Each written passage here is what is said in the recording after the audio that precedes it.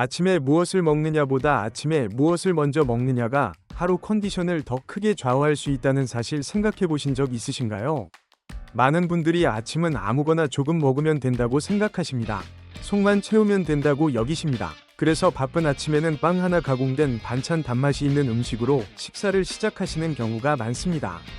그런데 이 첫 선택이 중년 이후에는 하루를 힘들게 만드는 출발점이 되는 경우가 적지 않습니다.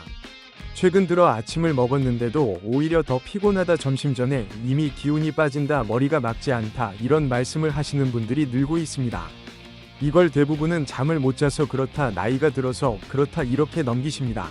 하지만 실제로는 아침에 가장 먼저 들어간 음식이 몸의 리듬을 흔들고 있는 경우가 많습니다. 특히 40대 이후에는 공복 상태에서 들어오는 음식에 몸이 훨씬 민감하게 반응합니다. 이때 자극적인 맛, 빠르게 흡수되는 음식, 씹는 과정이 거의 없는 음식이 들어오면 몸은 하루를 불안정하게 시작하게 됩니다. 아침에 특히 조심해야 할 첫 번째 유형은 빠르게 흡수되는 음식입니다. 이 음식들의 공통점은 입에 넣자마자 에너지가 생기는 것처럼 느껴진다는 점입니다. 단맛, 부드러운 식감, 씹을 필요 없는 구조, 이런 특징은 몸을 빠르게 반응하게 만듭니다. 하지만 이 반응은 오래가지 않습니다. 빠르게 흡수된 에너지는 빠르게 사라집니다. 그 결과 아침을 먹고 얼마 지나지 않아 졸림과 무기력이 찾아옵니다. 이때 많은 분들이 커피나 단 음료로 다시 버티려 하십니다. 이 선택이 반복되면 하루는 에너지를 쓰는 날이 아니라 에너지를 쥐어짜는 날이 됩니다. 아침에 빵이나 단 음식을 먹은 날은 유난히 오전이 길게 느껴지고 집중이 안 된다고 말씀하시는 분들이 많습니다. 이건 의지 문제가 아니라 흡수 속도의 문제일 가능성이 큽니다. 두 번째로 조심해야 할 것은 씹는 과정이 없는 아침입니다. 아침에 마시는 음식, 부드럽게 넘어가는 음식만 들어오면 위장은 일을 시작할 준비를 하지 못합니다. 씹는 행위는 단순한 습관이 아닙니다. 위장과 뇌에 이제 하루가 시작된다는 신호를 보내는 과정입니다. 이 과정이 빠지면 몸은 여전히 잠든 상태에 가까운 반응을 보입니다. 그래서 아침을 먹었는데도 몸이 깨어난 느낌이 들지 않는 것입니다. 중년 이후에는 이 차이가 더 크게 느껴집니다.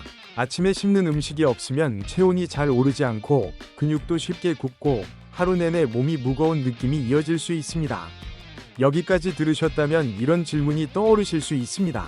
그렇다면 아침에는 무엇부터 먹어야 할까요? 정답은 단순합니다. 몸을 깨우는 음식부터입니다. 자극적인 맛이 아니라 씹을 수 있고 속을 천천히 붙잡아주는 음식입니다. 아침에 이 기준만 지켜도 하루의 리듬은 크게 달라질 수 있습니다. 앞에서 말씀드린 기준을 조금 더 현실적으로 풀어보겠습니다. 아침에 먼저 먹는 음식은 배를 채우는 역할보다 몸에 신호를 보내는 역할이 더 큽니다. 이제 하루를 시작한다는 신호, 에너지를 써도 된다는 신호, 움직여도 괜찮다는 신호입니다. 그런데 이 신호가 너무 약하거나 너무 빠르게 지나가 버리면 몸은 하루를 준비하지 못합니다. 그래서 아침에 먼저 먹는 음식은 양보다 성격이 중요합니다. 씹는 시간이 있는지, 속을 천천히 붙잡아 주는지, 자극이 과하지 않은지, 이 세 가지가 핵심입니다. 이 기준에 맞는 음식은 의외로 아주 소박한 경우가 많습니다. 특별한 보양식이 아니라 매일 먹을 수 있는 음식입니다. 아침 식사가 잘못되었을 때 가장 먼저 무너지는 것은 집중력입니다. 몸이 아직 깨어나지 않았는데 머리만 억지로 쓰려고 하면 에너지는 빠르게 소모됩니다. 그래서 오전에 멍해지는 느낌, 말이 잘 안 나오는 느낌, 결정이 늦어지는 느낌이 생깁니다.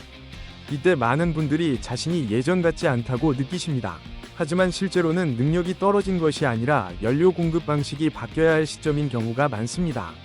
중년 이후에는 젊을 때와 같은 방식으로 하루를 시작하면 몸이 따라오지 않습니다. 이건 자연스러운 변화입니다. 여기서 한 가지 중요한 오해를 짚고 가겠습니다.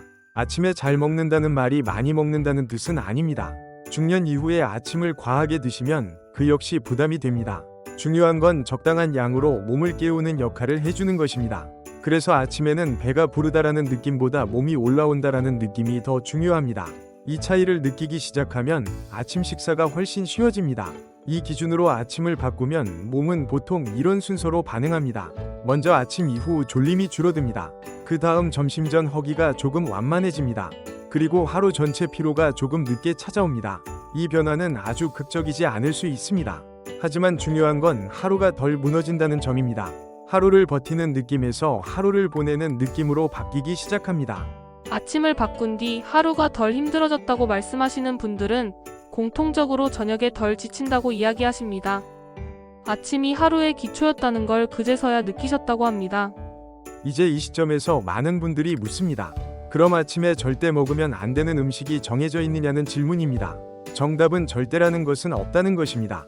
다만 아침에 먼저 먹으면 하루를 흔들 가능성이 높은 음식은 있습니다. 공통점은 하나입니다. 몸을 깨우기보다 몸을 흔들어 놓는 음식입니다. 단맛이 강한 음식, 쉽지 않아도 되는 음식, 공복에 자극이 큰 음식, 이런 음식은 아침에 가장 마지막에 오거나 아예 다른 시간대로 옮기는 것이 훨씬 현명합니다. 이제 실전으로 들어가 보겠습니다. 아침에 무엇을 먹을지 고민될 때 복잡하게 생각하실 필요는 없습니다.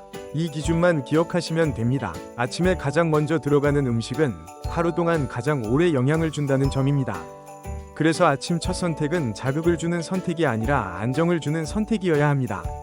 구체적으로는 씹는 시간이 있고 속을 천천히 붙잡아주며 맛이 과하지 않은 음식입니다. 이 세 가지만 충족해도 아침은 실패하지 않습니다. 반대로 아침에 바로 단맛이 들어오거나 맛있는 음식만 들어오거나 공복에 자극이 강한 음식이 먼저 들어오면 그날 하루는 처음부터 흔들릴 가능성이 커집니다. 여기서 중요한 포인트가 하나 있습니다. 아침 식사는 완벽할 필요가 없습니다. 매일 정해진 메뉴를 정확하게 지킬 필요도 없습니다. 다만 첫 선택의 방향만 맞추면 됩니다. 오늘은 씹는 음식이 먼저였는지 아니면 자극이 먼저였는지 이 질문만으로도 아침 식사는 충분히 점검할 수 있습니다. 이렇게 식사를 바꾸면 몸은 보통 일주일 안에 반응을 보입니다. 아침 이후 졸림, 오전 집중력, 점심 폭식 여부, 이 세 가지에서 작은 변화가 느껴지기 시작합니다. 아침 식사를 바꾼 뒤 커피를 찾는 시간이 자연스럽게 늦어졌다고 말씀하시는 분들이 계십니다. 억지로 참은 것이 아니라 몸이 덜 흔들리기 시작한 결과였습니다. 아침이 달라지면 하루는 생각보다 크게 달라집니다. 일이 쉬워져서가 아니라 몸이 덜 방해하기 때문입니다. 집중이 조금 더 유지되고 피로가 조금 덜 쌓이고 저녁까지 버틸 힘이 남습니다. 이게 바로 중년 이후 아침 식사의 역할입니다. 버티게 만드는 식사가 아니라 하루를 무너지지 않게 지켜주는 식사입니다. 오늘 말씀드린 아침 첫 음식 선택 기준과 실제로 많이 활용되는 조합 예시는 고정 댓글과 프로필에 정리해 두었습니다. 현재는 구독자분들을 위한 구성 정보와 한정 혜택 안내도 함께 확인하실 수 있으니 본인 식사에 맞게 참고해 보셔도 좋겠습니다. 이 채널에서는 이렇게 나이가 들면서 왜 같은 음식을 먹어도 몸의 반응이 달라지는지, 그리고 어떻게 바꾸면 좋은지를 쉽게 풀어드리고 있습니다. 오늘 내용이 도움이 되셨다면 구독을 통해 다음 영상도 함께 해주시고, 공감되셨던 부분이나 본인의 아침 습관이 떠오르셨다면 댓글로 남겨주셔도 감사하겠습니다. 여러분의 경험은 다른 분들께도 큰 도움이 됩니다. 오늘도 끝까지 시청해주셔서 진심으로 감사합니다.